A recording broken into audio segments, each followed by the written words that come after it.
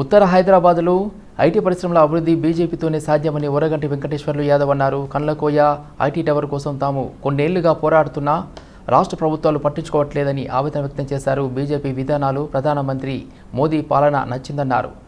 BJP రాష్ట్ర అధ్యక్షుడు కేంద్ర మంత్రి కిషన్ రెడ్డి, మల్కాజిగిరి అభ్యర్థి ఈటెల రాజేందర్ స్పష్టమైన హామీలతో తాము బీజేపీలో చేరామంటున్న వెంకటేశ్వర్లు యాదవ్తో మా bureau chief Srinivas face to face. Kompally IT tower IT పరిశ్రమ అభివృద్ధి కోసం వార్తల్లోకి వచ్చినటువంటి వెంకటేశ్వర్లు యాదవ్ తర్వాత ఆ పరిశ్రమ కోసమే నిర్విరామం పనిచేస్తూ తెలంగాణ ప్రభుత్వం సహకారం అందని సమయంలో ఎన్నికల ప్రక్రియ ద్వారా ప్రభుత్వానికి ఒత్తిడి తెచ్చేందుకు కూడా పనిచేసిన ఆయన ఈరోజు బీజేపీలో చేరారు.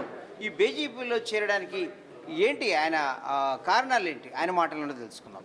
చెప్పండి వెంకటేశ్వర యాదవ్ గారు, మీరు ఐటీ నిపుణులు, ఆ పరిశ్రమలో వ్యాపార లావాదేవీలు ఐటీ ఉత్పత్తుల మీద నిరంతరం పనిచేసి తీరిక ఉండకుండా ఉండే మీరు రాజకీయం వైపు ఎందుకు మళ్ళారు? అందరికీ నమస్కారము. నా పేరు ఓరగంటి వెంకటేశ్వర్లు యాదవ్. నేను గుండ్లపోచంపల్లిలో ఉంటాను. బేసికల్గా నేను ఉండేది నార్త్ ఆఫ్ హైదరాబాద్, మేడ్చల్, కొంపల్లి ప్రాంతంలో ఉంటాను. అక్కడ ఐటీ పరిశ్రమ అసలు ఏమాత్రం లేదు, అక్కడ జీరో. సో అక్కడ ఉన్న ఎంప్లాయీస్ అంతా వెస్ట్ ఆఫ్ హైదరాబాద్ రావడం జరుగుతూ ఉంది. దీనివల్ల ట్రాఫిక్ చాలా కంజెస్టెడ్ అయిపోతుంది. దాంతోపాటు నార్త్ ఆఫ్ హైదరాబాద్ని గత పాలకులు మొత్తం గత 20-30 సంవత్సరాల నుంచి మొత్తం కంప్లీట్గా విస్మరించడం జరిగింది. గత అసెంబ్లీ ఎన్నికల్లో మీరు మేడ్చల్ నుంచి పోటీ చేశారు.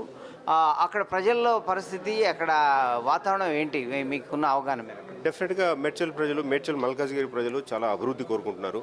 కానీ ఇప్పుడున్న టీఆర్ఎస్ ప్రభుత్వం, పోయిన టీఆర్ఎస్ ప్రభుత్వం కావచ్చు, ఇప్పుడున్న కాంగ్రెస్ ప్రభుత్వం కావచ్చు, ప్రజల బాధలు ఏమాత్రం పట్టించుకోవట్లేదు.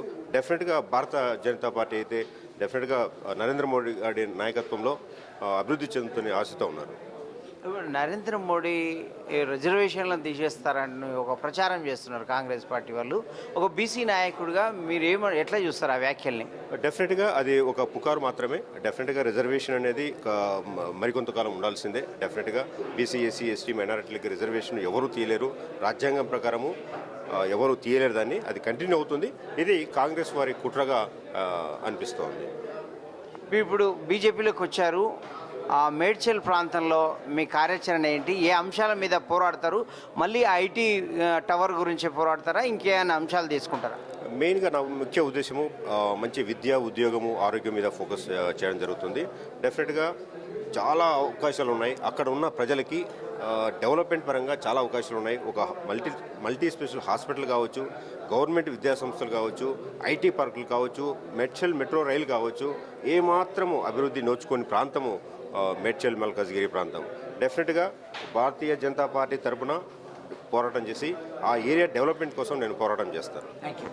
ఇది మొత్తం మీద ఏదైతే ఐటీ అభివృద్ధి మేడ్చల్ ప్రాంతాల్లో ఇతర ప్రాజెక్టులు కావచ్చు, అక్కడ ఐటీ పరిశ్రమ, ఐటీ టవర్ అభివృద్ధి కోసం ఇంతకాలం ఎప్పుడైతే పనిచేశానో అదే కొనసాగిస్తాను. ఈ బీజేపీ పార్టీ ద్వారానే ఇటు అభివృద్ధి, సంక్షేమం అనేది జరుగుతుంది. రిజర్వేషన్ల రద్దు అనేది తప్పుడు ప్రచారం కాంగ్రెస్ పార్టీ కావాలని చేస్తున్న ఒక కుట్రలో భాగమే అని కూడా ఓరగంటి వెంకటేశ్వర్లు యాదవ్ చెప్తున్న పరిస్థితి.